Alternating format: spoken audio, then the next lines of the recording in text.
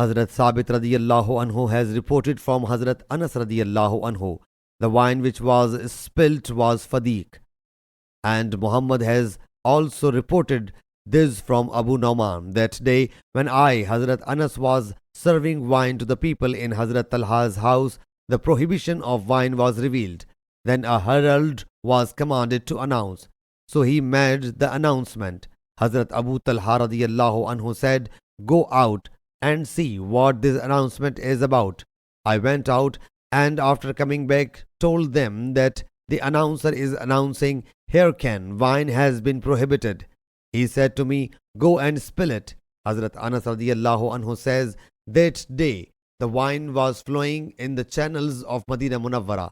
In these days, wine called fadiq was generally consumed in abundance. Some people, the Jews, said some of the Muslims have been slain while they had wine in their stomachs. Whereupon Allah Jalla Jalaluhu revealed this verse: "On those who believe and did righteous work, there is no sin for what they have eaten, when they fear and keep faith and do righteous work." Sahih Bukhari, Hadith number 4620.